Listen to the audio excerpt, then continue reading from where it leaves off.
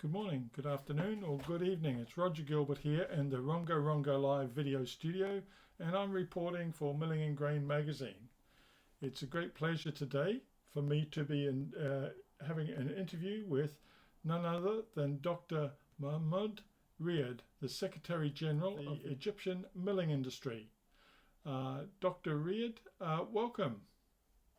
Welcome, Mr. Roger. Yeah, good morning. It's good morning with you and also with me. But I'm just curious to have a chat today about the Egyptian Milling Association and the milling industry and who you represent before we get down to the serious questions about how the industry is doing. So can you tell us, please, a little bit about the Egyptian Milling Association and the industry? Okay, Egyptian Milling Association was established in 1996 to serve the milling industry and the millers in Egypt by training, conducting workshops, seminars, and conferences, participating in exhibitions that display modern equipment of the grain milling industry, releasing scientific issue of the milling magazine, which is called the Miller's Guide. Is a magazine published by the Egyptian Milling Association every 4 months and distributed free of charge to provide expertise and advice for the workers of the grain milling sector. Okay, and can you tell me a little bit about the production of flour milling in Egypt, but also I understand you represent feed millers as well.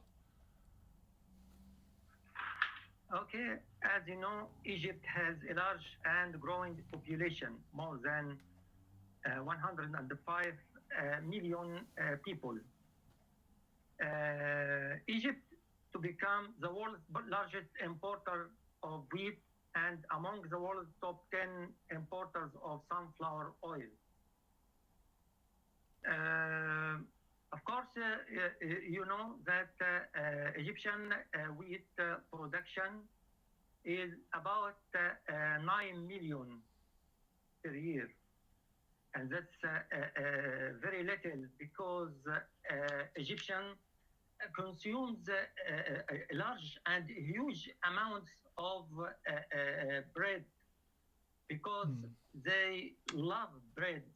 And called bread here in Egypt, ish. Ish means life. For that reason, Ministry of Supply imports more than 13 million tons over the 9 million tons of the Egyptian wheat. So that the whole amount of consumption of wheat in Egypt more than 22 million metric tons. And with that in mind, is just before we get onto the question or explore the question in more detail about supplies, does Egypt have a role within the region? I mean, are you supplying flour or animal feed to other countries in North Africa? We, of course, now there is a huge import of wheat from many countries. And you know that after the crisis of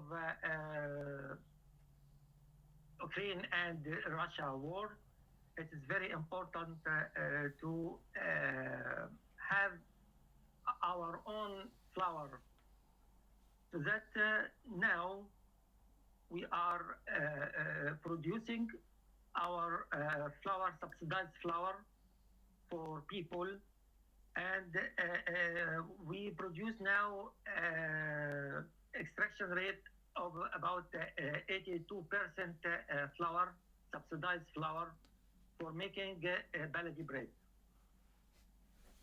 Okay, so what is the prospect?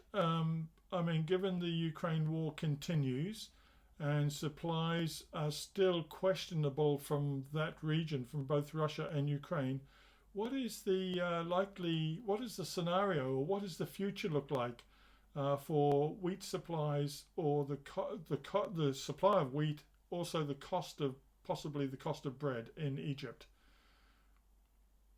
Now, Ministry of Supply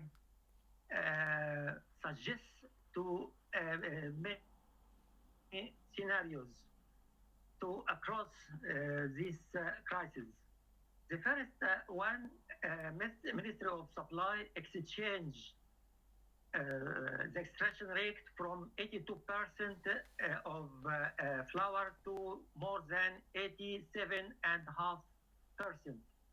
This type of flour goes to making baladi bread.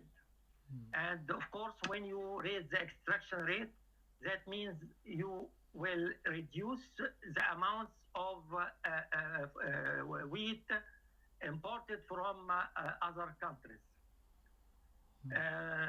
Second, GASC try to making varieties from the local wheat. We have to make varieties, new varieties of wheat, and making improve these varieties and increase the capacities of the flour mills, and import wheat from different countries like France and other Romania, Germany. Now we are imported wheat from France and Germany, and also from India. And is the I presume the quality of the imported wheat is the same, but is the quality of the bread, when you increase the extraction rate from 80 to 87%, is the quality of the bread suffering?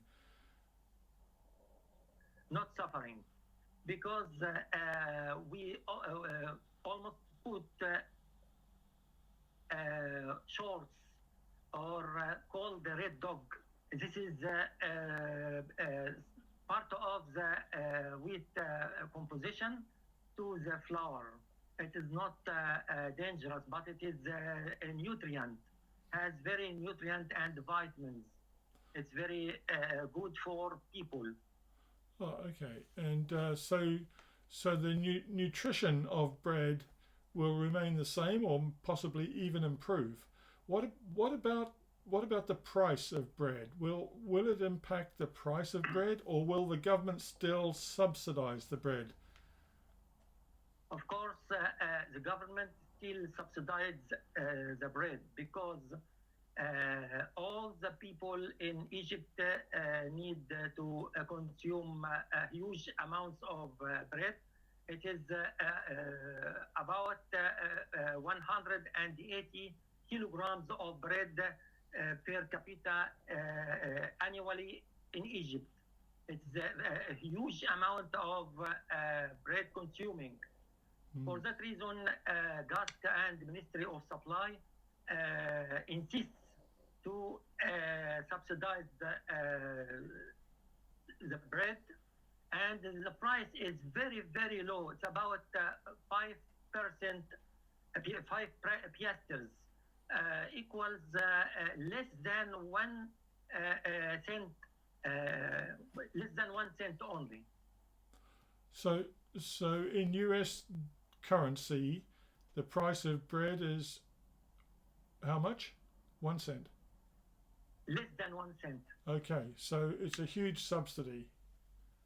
Yes, but it's the consumption of it is the price. Actually, the price of this bread is more than 60 piastres. Okay. Egyptian pound.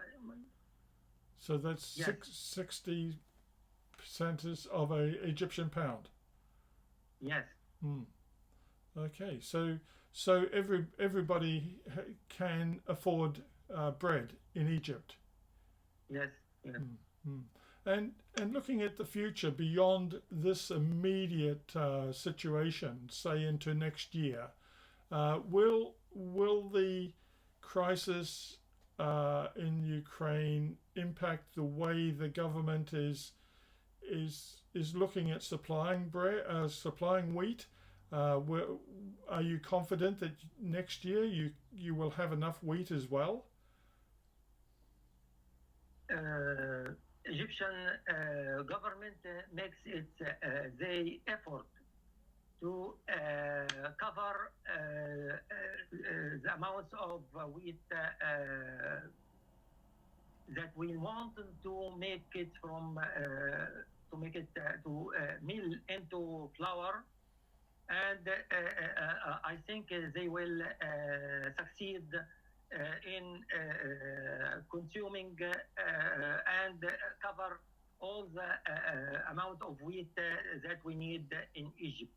Okay, so you're confident as an industry that you'll be able to continue to supply sufficient bread or flour for bread making to the bakeries and to satisfy your 105 million consumers? Yes.